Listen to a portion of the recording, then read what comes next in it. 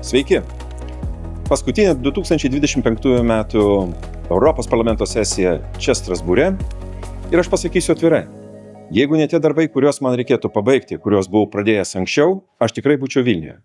Aš tikrai būčiau prie Lietuvos Respublikos Seimo su tais, kurie aiškiai pasakė ir sako, kad tai, kas vyksta su LRT, bandymais reformuoti ir užtildyti, yra nepriimtina. Iš tikrųjų, graudu matyti bandymus tokiu būdu suvaržyti mūsų laisvės. Turiu pripažinti, kad graudu, kuomet valdančiųjų koalicija savo pasisakymais dargi sustiprina ir Nausėdą. Jam reikėjo atvykti į Briuselį, kad išdrįstų pagaliau pasirodyti ir pasakyti savo nuomonę. Aš prisipažinsiu, galbūt tikėjausi ir kažkokio kito pasisakymo. Pasirodo, kad jam opozicijos bandymai sustabdyti demokratijos degradaciją Lietuvoje, tai yra hibridinė ataka. Apsigalvokit, prezidente, kieno pusėje stovite? Žmonių ir laisvės, ar tų, kurie nori valdyti, kontroliuoti? Aš manau, kad tai yra nepriimtina. Ir todėl tie žmonės, kurie stovi prie Seimo, jie gauna dar vieną argumentą. Valdžia nesupranta žmonių. Valdžia eina savo keliu, žmonės nori kitokios Lietuvos. Kągi, išsiskyrę keliai yra aiškus politinis signalas. Todėl stovėkime tvirtai, ginkime tai, ko mes tikime ir pasakykime toliau savo žodį laisvė garsiau negu murma valdantieji ir štai pasimetusi vadovybė Lietuvoje. Kągi, ši sesija išsiskyrė keletą svarbių dalykų. Pirmiausia, šią savaitę antradienį Lietuvos Respublikos Seimas pavėlino, nežinau dėl ko, rezoliucijos dėl Baltarusijos hibridinio atakų prieš Lietuvą.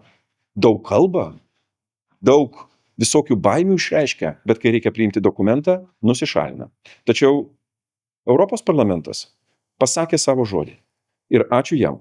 438 balsavo už tą rezoliuciją, kurios parengimui vadovavau aš kartu su kitomis politinėmis grupėmis. Radome labai gerą kompromisą, geras tekstas, įvardinantis, kas vyksta prieš Lietuvą, reikalaujantis solidarumo, aiškių veiksmų ir papildomos paramos iš Europos institucijų, apsaugant ES išorinę sieną. Tai hibridinė ataka prieš visus europiečius.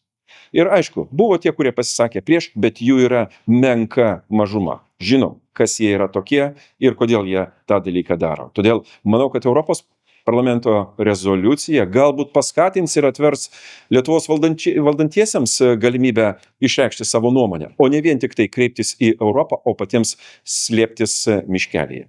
Kągi, ši sesija priėmė ir mano ruoštą pranešimą, raportą apie karinį mobilumą. Žinom, kodėl jisai reikalingas. Europos pajėgos turi atvykti į tą Europos dalį, kur kyla grėsmė, kur reikalingas bendras veiksmas, greitai, sutelktai. Manau, kad mūsų rezoliucija yra aiškus paskatinimas Europos Sąjungai investuoti, plėsti infrastruktūrą, kurti tas platformas, transportavimo platformas, o jos yra visur. Tai yra ir geležinkeliai, ir keliai, ir oras, ir vanduo.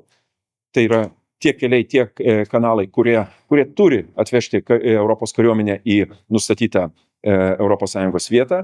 Todėl puikiai parama, išreikštas pritarimas ir aš labai tikiuosi, kad mūsų rezoliucija virs konkrečiais teisėkūros aktais, kurie įpareigos ir finansavimo srityje, ir bendrų projektų vykdymo srityje, ir apskritai sutelktas veiksmas link to. Šioje sesijoje sprendėsi, aš sakyčiau, vienas labai įdomus, galbūt Lietuvoje mažiau dabar pastebėtas klausimas, tai yra laisvoji prekybos sutartis tarp ES ir Mercosuro. Kai kas jie įvardijo kaip galima netgi vos ne koalicijų žlugimo ir komisijos vadovybės likimo klausimą. Sutartis yra reikalinga, mums reikia, tai yra europiečiai turi plėsti savo laisvos prekybos zoną ir partnerius, bet kilo didžiulių abejonių, pasipriešinimų iš kai kurių ES valstybių, ypatingai ūkininkų, kad tai nušluos Europos ūkininkus ir Lotynų Amerikos maisto produktai tiesiog užplūs Europos rinką. Nustatytos kvotos.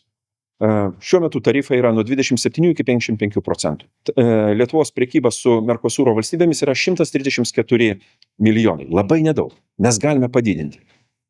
ypatingai pramonės prekių srityje, ar ne? Ir mums reikalingos naujos rinkos. Todėl aš manau, kad Lietuvai, kurios 1/5 darbo vietų yra susijęs su eksportu, tai yra svarbi sutartis. Mes įvedėme ir balsavom, parėmėme tam tikrus saugiklius.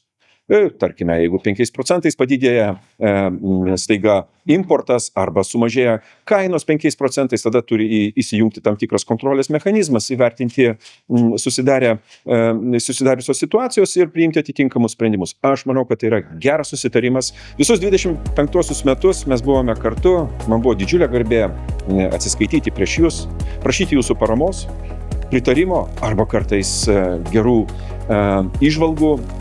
Ir aš įsipareigoju tai tęsti ir 26 metais. Būkime kartu, nes Lietuvoje reikia kovoti ir už demokratiją, ir už laisvę. O Europoje už mūsų visų vienybę, kadangi tai yra mūsų geresnė ateitis. Ačiū Jums, gražių Jums švenčių ir iki.